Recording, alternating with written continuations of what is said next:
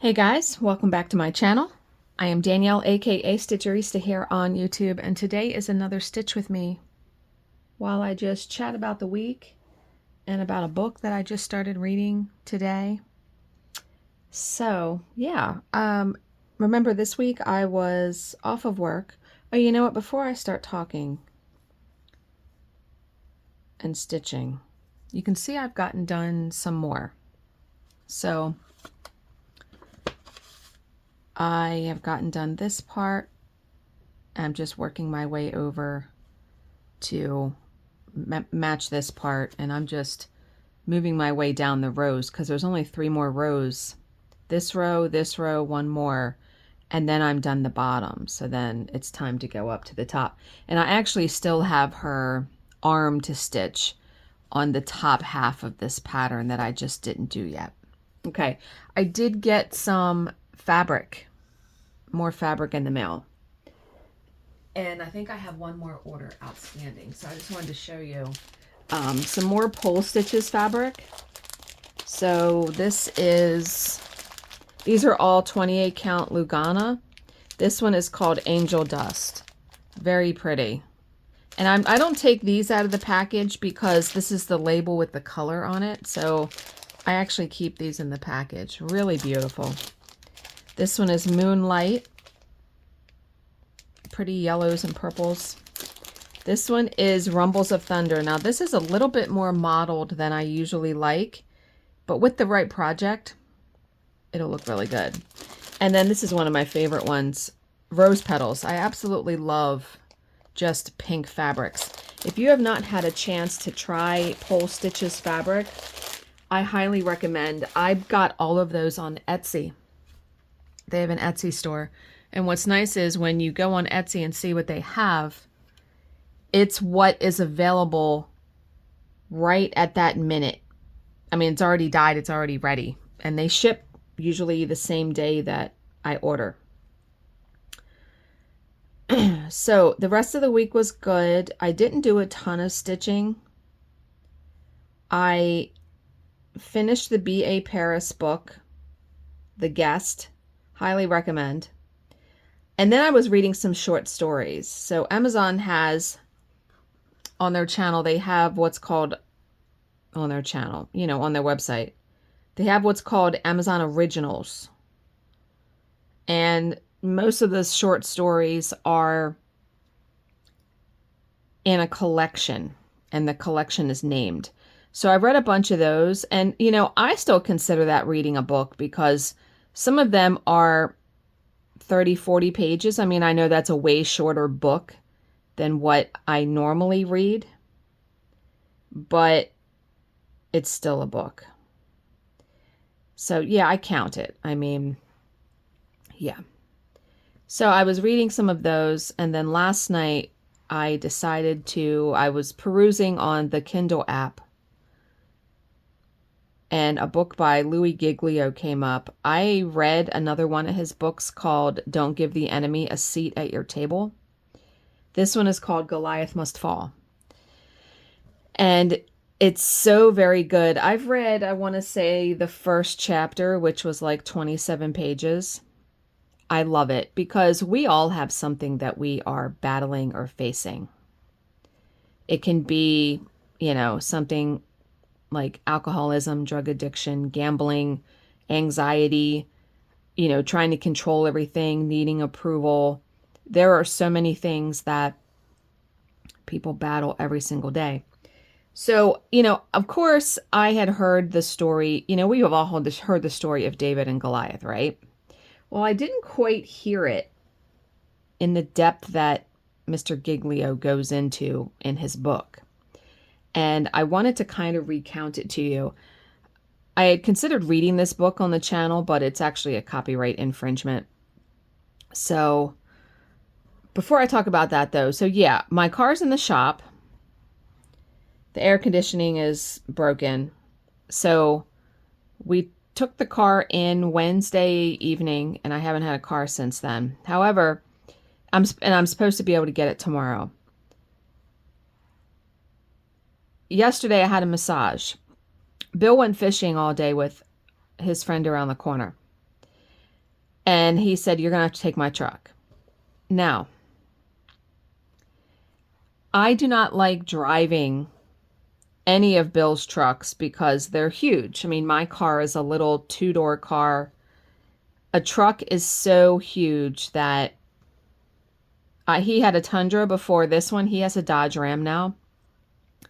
I drove the Tundra probably twice. I feel like I'm driving a big tanker, like a big boat. But it was either drive his truck or cancel the massage. And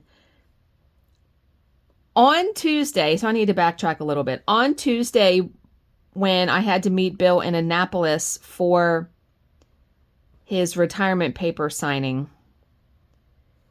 I was in a hurry. Now, see, this is where being in a hurry is never good. I was in my office and I was in a hurry to put my jewelry on. And when I went to put my wedding band on, I dropped it down the back of my office chair. Now, if I tried to do that, I could never do it. It was just, by chance and just like the perfect circumstance. I could hear it rattling around in the chair. Now, my office chair is pretty heavy. So because I was in a hurry, okay, I'm like, where do I need to stop here? Because I was in a hurry, I just flipped the chair over without thinking and got the ring out, but I kind of wrenched my back when I did that on the right side. I had Bill rub my back during the week after I did it because it didn't show up like really as pain or anything until the next day. But I was still hurting, so I wanted my massage therapist to address it because she's a professional. So I wasn't canceling the massage. I was just going to have to drive his truck.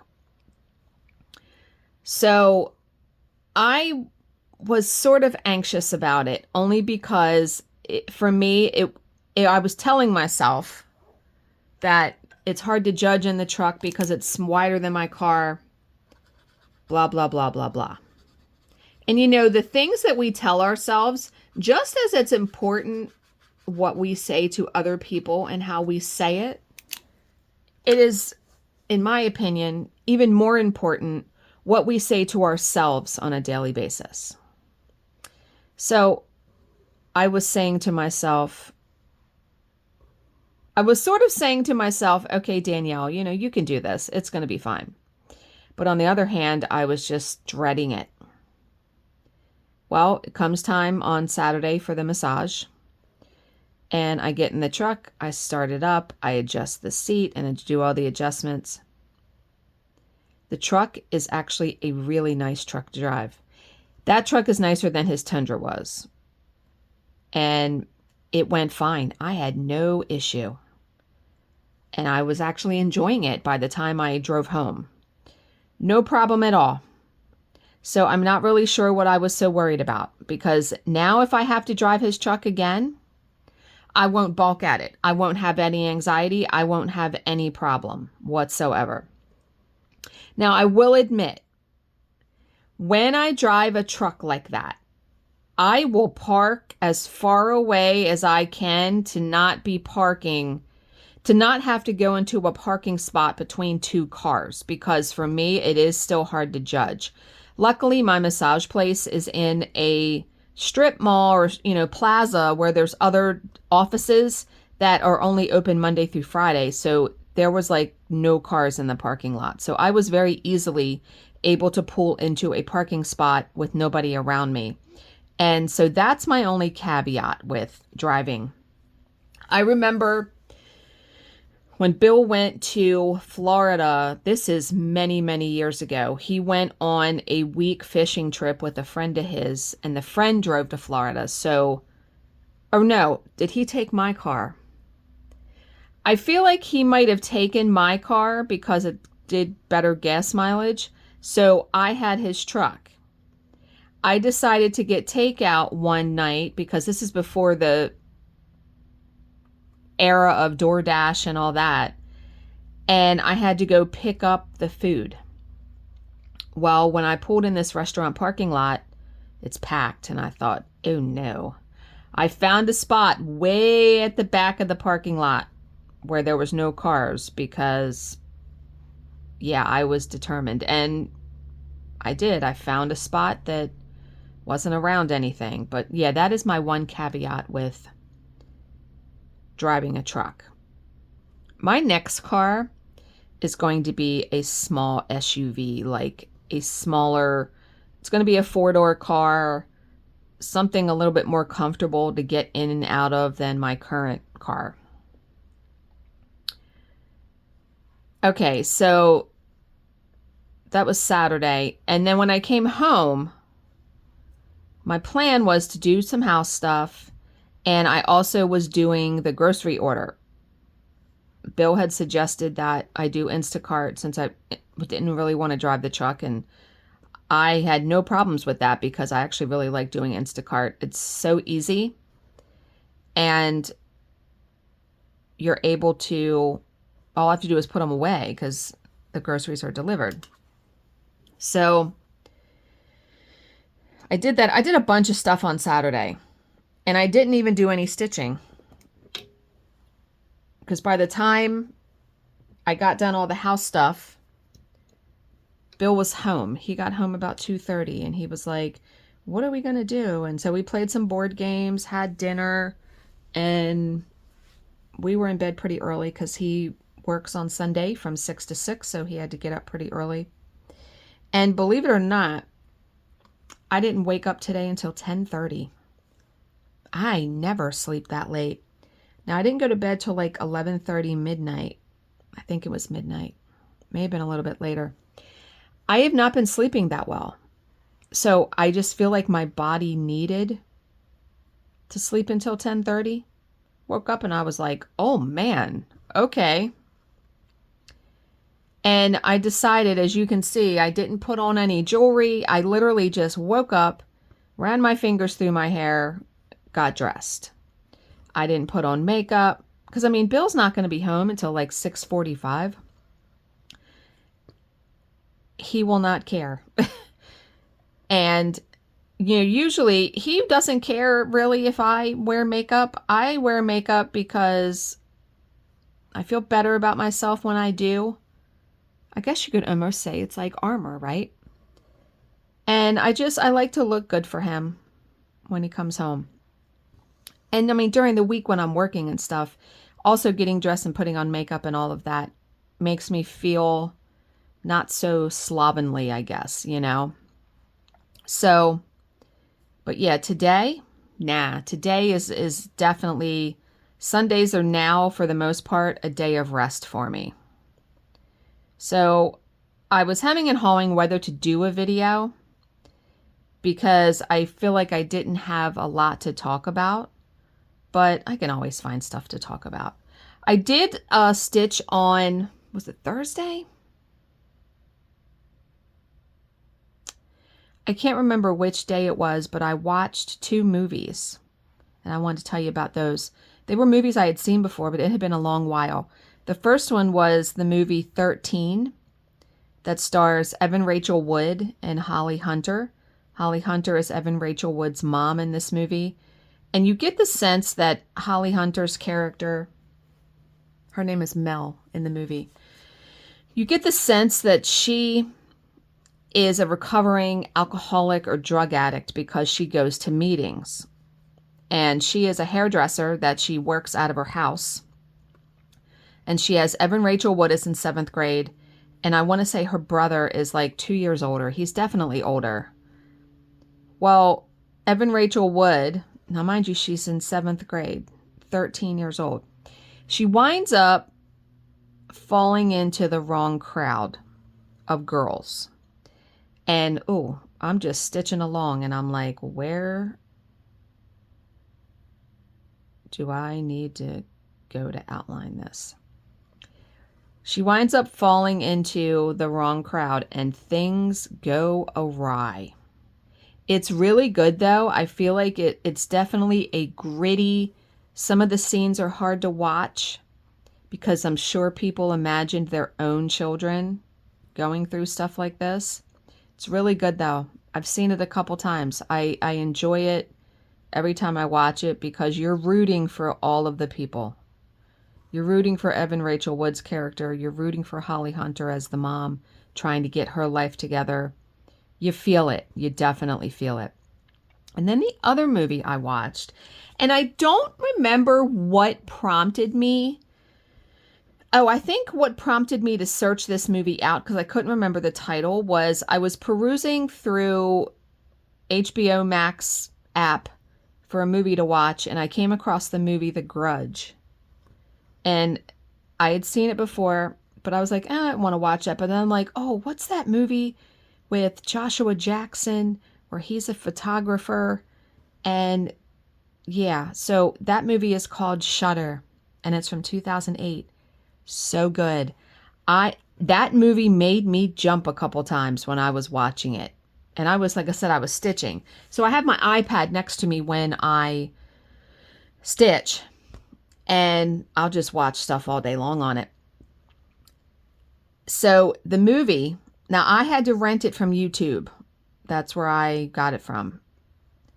Joshua Jackson is a photographer, and he just got married, and he has a job in Japan. So in lieu of a honeymoon, his wife comes along with him on the job. Well, the first night they're there, or they're on their way to the hotel or something, they are driving across this bridge and it's dark, and they think they hit a woman. So they both pass out and they wake up, and when they wake up, there's no woman to be found. Well, come to find out, and I'm not going to give away the whole story because, oh my, it's so good. This woman is a spirit that is appearing in any picture they take. And the wife decides to do some investigating because remember, she's not working. So when her husband, Joshua Jackson, is working during the day, she's on her own. It's so good. I like that movie very, very much. And it had been probably since 2008 that I've seen it. So I had forgotten like a bunch of it, like what happened. So good. So good.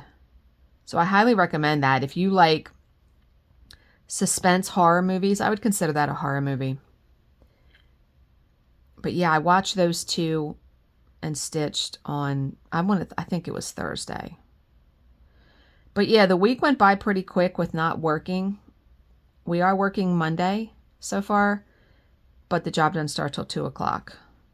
So I will have tomorrow morning to get stuff done. But okay, back to the Goliath Must Fall book by Louis Giglio. So the story of Goliath.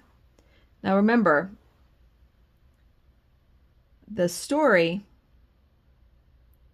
I'm going to try to find it in the book.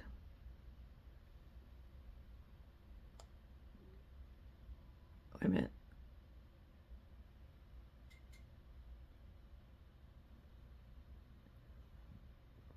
Give me 1 second. Okay, so the backdrop of the story, right, is that the Philistines were fighting the army of Israel, the people of God, right? And this is a pattern throughout the Old Testament.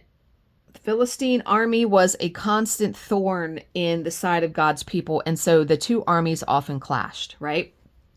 The Philistines have a god of their own, an idol that they worship, and they were just truly just not nice people. And so a valley in ancient Israel, the Valley of Elah, has a body of water that flows through it called the Brook of Elah. And flanking each side of this water is a hillside. So the Philistines were on one side and the army of Israel were on the other side. Each army would camp in their tents at night, and then each morning they would come out to their places of battle. And when the story opens, right, the two armies aren't doing much actual fighting because the army of Israel was being held back by Goliath, who is described as this 9-foot behemoth of a man that comes out and is wearing all this armor, and he taunts the army of Israel mercilessly every single day. And no one is brave enough or wants to come forward to fight him.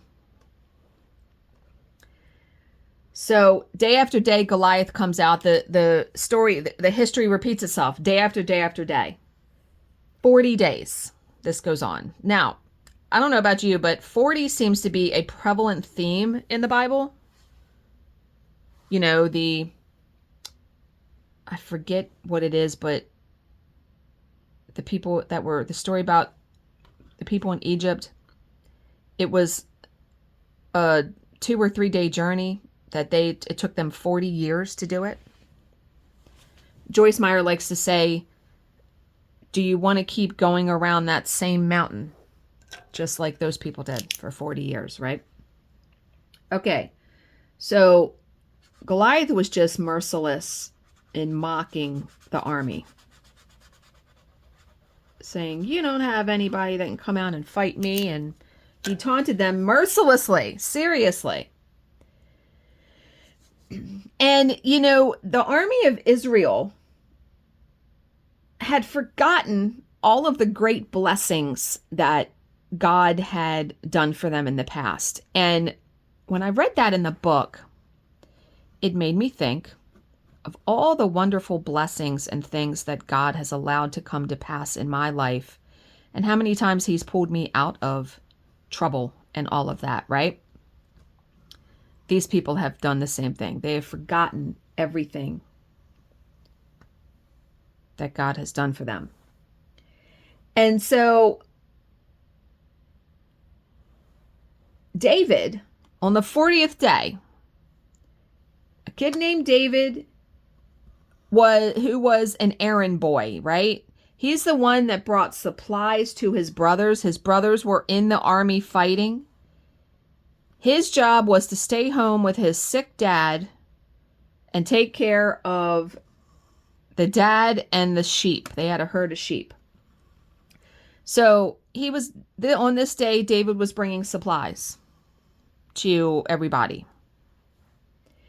And just at the moment when David came on the hill to say hello to his brothers, he hears Goliath.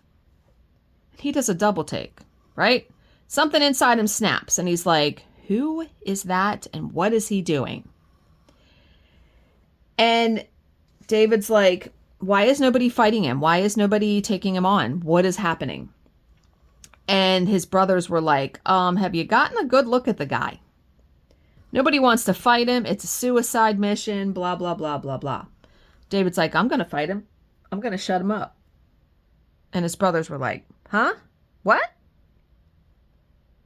I mean, you know, just picture it, right? David's this normal looking guy. He has no weapons, no armor.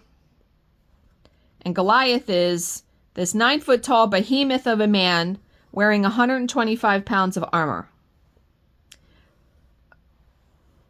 Who would you pick, right? Who would you pick to be winning that fight? But you also have to remember David's story. So David had some real life training to fall back on. He had fought, when he was tending sheep, he had fought off a bear. He had fought off a lion. So he's had training. Wait a minute, I got to count this. 9, 13. 1, 2, 3, 4, 5, 6, 7, 8, 9. Let me just do these. 10. Let me just do these. 11.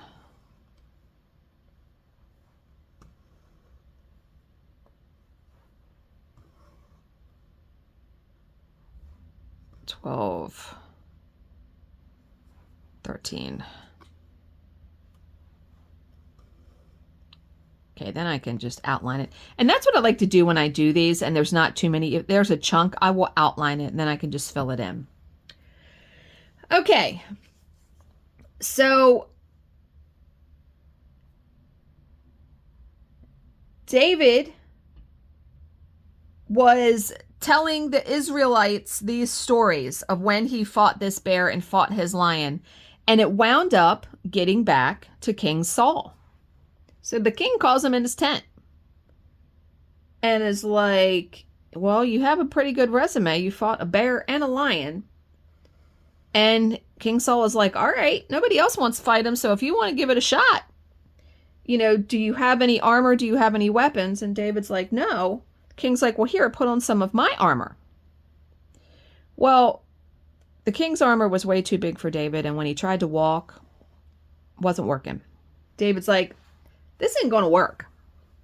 I'm going to take this armor off because God's got another plan, right? Wait a minute, let me see what I'm doing here.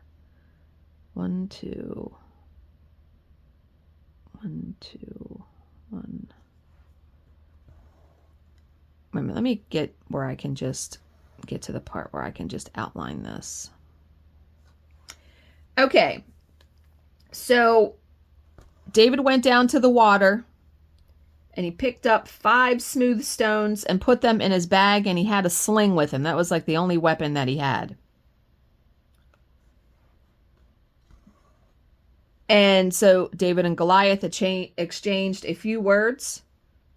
David took out 1 stone, slung it at the giant, and the giant fell dead. 1 shot. It's like watching a fight when there's a knockout. And